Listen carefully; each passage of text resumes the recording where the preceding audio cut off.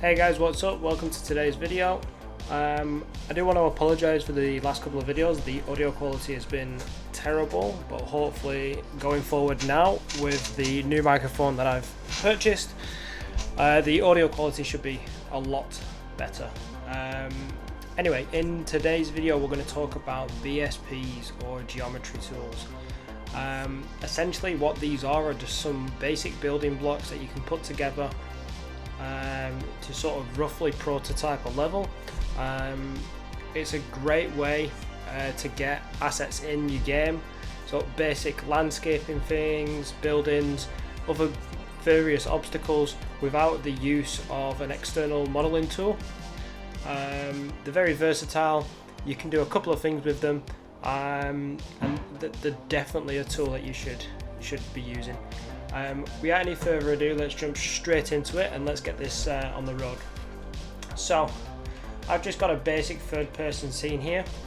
Oh sorry, another disclaimer, I am doing this today in UE5, however UE4 is exactly the same. However the tool placement will be a little bit different, but I'll explain that in just a minute. So yeah, I'm in just a plain third person template, and that's all what we're going to run on. The only thing that I would probably do is just give us a little bit of extra space. I'm just going to delete this wall.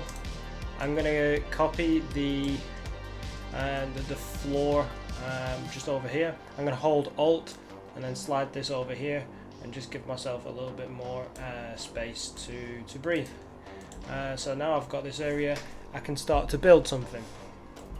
One other thing that I'm just going to quickly do is I'm just going to move my player start just over here, so that when I want to have a little quick look around of what I've built, I'm a lot closer to it.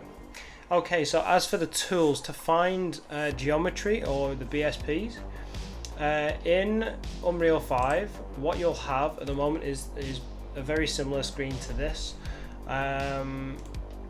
You want to go to the create menu in the top left, and then you want to place actor panel, and basically that'll give you this this menu with everything that you would expect from Unreal 4, just in a slightly different place. And then the tab we want is third from the right, and that's geometry.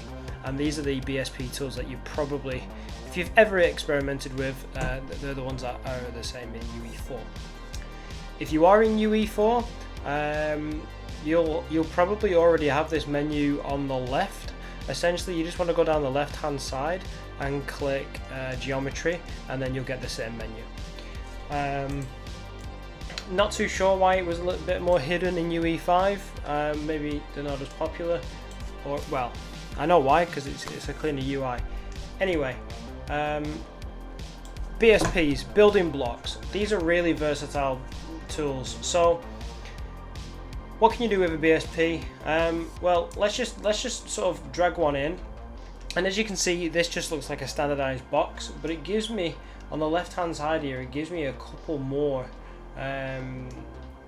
sort of unique brush parameters to mess with, so I can actually change the size. Now on the face of it that doesn't sound that great, but if we just roughly, let's have a look. I'm going to change this to 1000, change this to 1000, and I'm going to make it 1040 high. I'm just going to aim to build like a little building. Well, it doesn't look that little, but I'm going to aim to make a building. Now this BSP at the moment is just a solid box. Now one of the great things about BSPs and why they're a bit more versatile than just chucking blocks into your game and hoping for the best is you get, with each shape you get slightly different more settings. So for example, I can make this one hollow, which now allows me to be able to go inside, and you can see that the inside is sort of rendered, which is much better than just a solid mass. And we can also change the wall thickness, which I'm going to leave as 10 for now, but then we can adjust it later on. And you can also see that the type here is additive. Now there are two types, additive and subtractive. Subtractive obviously doesn't render as anything, and and we'll get into what that does in just a minute when we go to put a door on here. So let's do that. Now with another box tool, let's just click and drag into the scene. How big do we want our door? So I'm going to change the X to 180 so it's not as wide. I am going to make the door a little taller, of 300, and the depth, because I know the wall thickness of our house or box is now 10. That's essentially all that I would need to change it to. And then what I'm going to do is, where's my mouse? I'm just going to press the end key to drop it to the floor, which, if you don't know, the end key brings any static mesh down to the next mesh or anything with a collider, and it seats it on the ground. And then I'm going to drag this until it sort of passes through the wall, and now I'm going to select subtractive. And you can see what this has done is where this box shape were my doorway, it's actually subtracted that from any other BSP, which is brilliant, because now essentially if I press play in this big hollow box, I've immediately now just built in 2 BSP blocks. I've just built a room, a box, a house.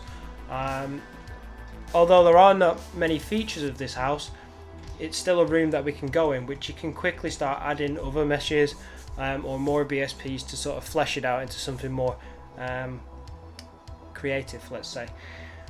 So we can now just continue to repeat this step with slightly different shapes to flesh this out a little bit. So let's drag in another box, and the Y is only going to need to be 10, so it's quite thin. And I'm just going to chuck in some windows, and then I'm going to change the mode to subtractive, and automatically there we've got a window. Now if you are running on UE5, if you are running within UE5, you obviously can benefit from the new lighting settings.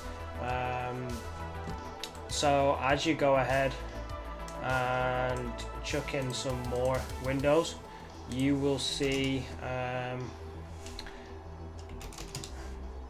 that the lighting is just going to update as you're going through it.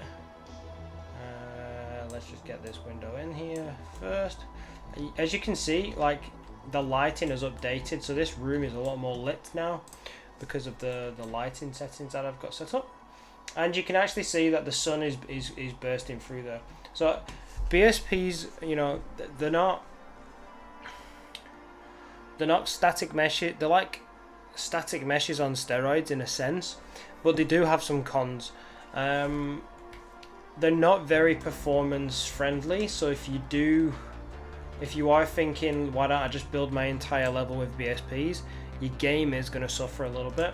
Now there have been games that have been made with BSPs. It's not to say it's the wrong thing to do, but it's definitely at some point you want to consider converting them to a regular static mesh and doing everything a little bit properly.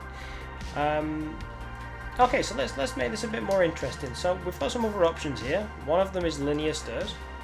I'm going to drag these stairs in, and let me just seat myself nice here. Actually, what I should do before adding stairs, I should add a second level. So this is quite a tall building, so I'm going to drag another box in. I'm going to set my height to only 10. I know that my building is 1,000 by 1,000. So now we can sort of just drag this straight in here. What we could do is check the location of the main building. So the main building is -720 by 3200, so we can change this to 3200 by, was that -720? There we go. And then our building is, let's change that to 500. If our midway point 650, let's also do that. 650. Okay, amazing. So now we've got in our building, an upstairs and a downstairs, but currently we have no way of getting between the two. So now let's go back and add that set of stairs. So I'm just going to drag in a linear stair. I'm then going to press E on the keyboard and I'm going to rotate it 90 degrees. And then I'm going to press W and I'm going to push the stairs against the wall just until the purple dots disappear, and then I'm going to pull it back a little bit. Just so I know it's fairly close to the wall but without going through the wall. I mean, if you did go into the wall, it's not going to be a massive drama. I probably wouldn't go that far. Let's put that back on. It doesn't matter either way. I prefer mine not to collide in this instance, but let's just go for it. So, here we go, some stairs, but at the moment they're not currently meeting the roof. So if we just scroll down and we get our brush settings, we can see we've got step length, step height, step width, number of steps, and then a distance below the first step. So if you want a raised set of stairs, which is just quickly, you can see that it's, you know, the stairs are getting like this really big underneath part. I guess there would be some cases for that, but I personally haven't needed to use that just yet. So yeah, let's make this look appropriate. So I'm gonna change my number of steps to 22 maybe, and then pull the steps back, and then I'm gonna change the step height to maybe 24. Okay, that seems like it's too big, but it's only too big by one step by the looks of it. So I'm going to change that to 21 steps, and you know what, that should do. Or what we can do is we can change this now to 25 and see if that pokes out, which it does. And I could just drop the stairs down maybe a touch like that. There we go, perfect. So the bottom step does look a little bit shorter, but you know, everything else has worked fine. And do we want to press it up against the wall? No, we don't. Let's leave it like that. So great. So let's press play, and you can see we've got our little building. We've got a midway, like a roof, or the next level in our building. And now we need to cut a hole in the floor. So we can actually use the stairs, because at the moment, you know, the floor is in the way. So what I'm going to do is I'm just going to take note. Is if you can look at the stairs at the moment, you can see where the actual texture or the pattern of the stairs goes from light, dark, light. I can see that on the second light part of the stairs, just here, with the stripes. That's where I'm going to need to start cutting out from, because that's where my head caught on the stairs. So I'm probably going to take it to this one, just to make it look a little bit prettier, and I'm going to show you exactly what I mean by that. So I was just using the color pattern as sort of like a measuring device, or a bit of a gauge. So I'm going to drag in another box. I don't need it to be that tall. I'm going to change it to 10. The Y I'm going to change to maybe 350, and let's measure that up. So okay, let's go to 400 maybe. So yeah, 400 looks about right. So let's drag this now over the stairs, and I'm going to drag this up until it reaches the floor, and now I'm going to change it to subtractive. So now you can see that has cut a hole in my stairs perfectly, and that's exactly what we want. Now I'm just going to move this over slightly to the wall, and maybe one more. But now you can see it's actually cut a hole in the building, so we can pull that back just a little bit, and that's perfect. So now if we press play and we go to run up the stairs, you can see we go straight upstairs now, and we've got a building. Perfect. So you can see how BSPs can be very useful, and how you could probably layer these up to build some quite unique items in your game, buildings and other features, just to give a prototype of a game a bit more playability while you're testing it. Because as we all probably know, as you're testing new features in your game, you want to have some sort of area or map to test these features on, because otherwise it can be quite boring just running around this example scene testing out new features, which BSPs enable you just to quickly chuck something together and make your world that more interesting. Now, there are a few things with layering that you need to consider as well. So for that, let me just get you another example. I'm just going to drag in another box over here, and I'm going to make this a little taller. I'm going to make it 400 high, I'm going to make it 500 wide, and 500, yeah, we'll do that instead. So I'm making it 500 long rather than wide. So again, this is just another solid. I've not made it hollow, this is still a solid object. But what I'm going to do is I'm going to grab another box, place it on the floor next to it. I'm going to make the Y of this maybe 600, put that all the way through, and I'm going to make that subtractive, so now you can see we've got a tunnel all the way through. I'm going to grab this subtractive one and rotate it 90 degrees, and I'm going to move it back up there a little bit, bring it forward just a touch. So now you can see we've got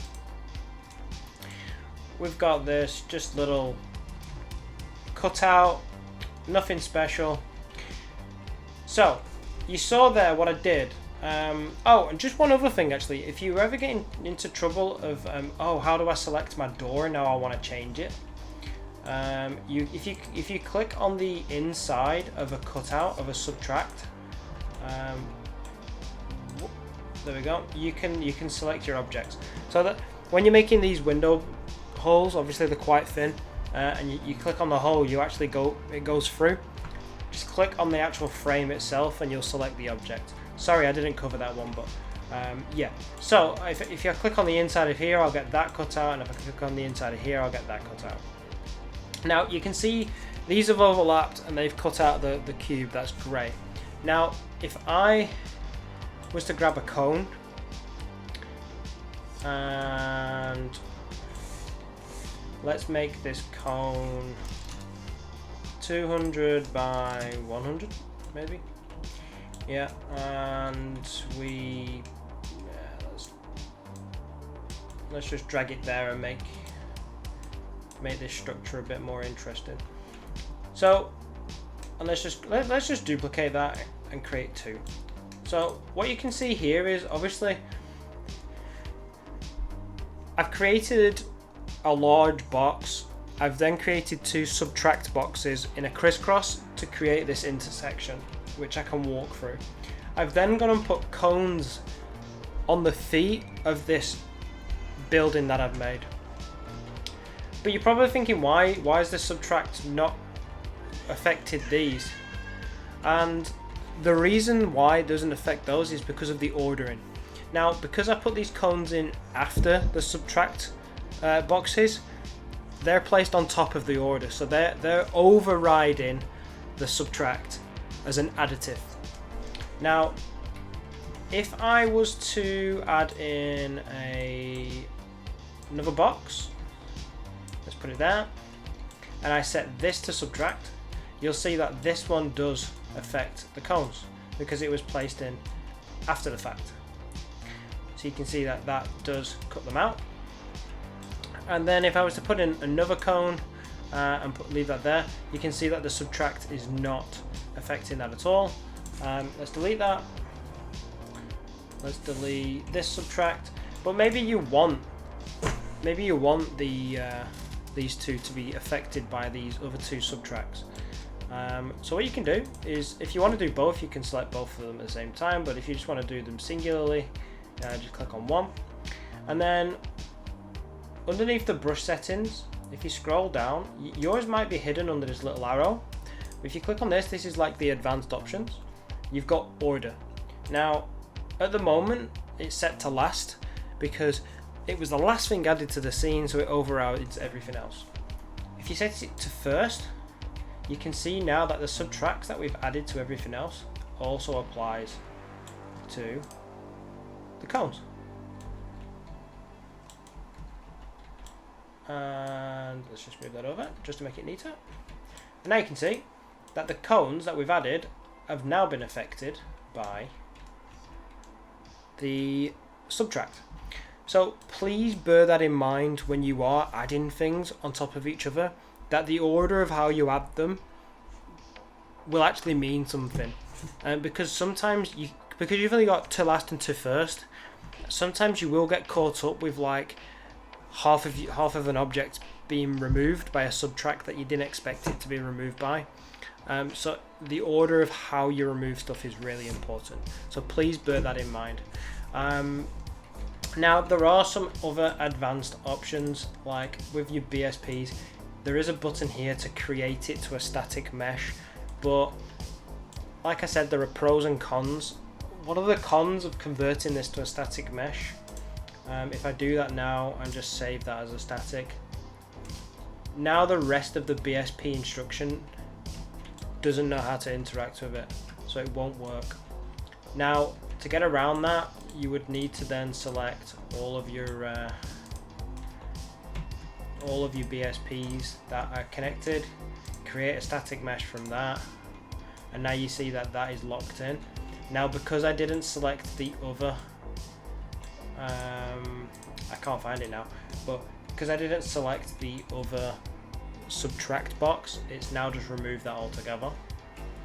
Now you're probably thinking, well, oh, that's not too bad, you know, at least I've still got a static mesh. Well, you have, but you know, it isn't what you expect either. Now the BSP itself has a collider, but when you create a static mesh, it doesn't. Now obviously when this mesh was created, let's go back to the content file. This mesh was made. It wasn't made with a collider. Now you can go in to the mesh itself and add, you know, add like a complex collision to it, but you know, they don't always work the best. And that's just the box itself. Oh, I was looking at it the wrong way around. You can add, you know, box collisions so then you can bump into the walls and stuff like that, but it's not perfect. I leave them as BSPs and then create them to a static mesh and then send them to another program. I'm not the best person to explain about how to sort the collision out, so I'm going to leave that to somebody else. There are tons of videos on YouTube, but I hoped that so far my explanation of BSPs and what you can do with them has helped you think of ways of developing your level quickly to test out your new features. If it did help, I would love a like, and also consider subscribing, because I've got some new stuff planned which hopefully you'll like as well. So thank you for now, and see you in the next video.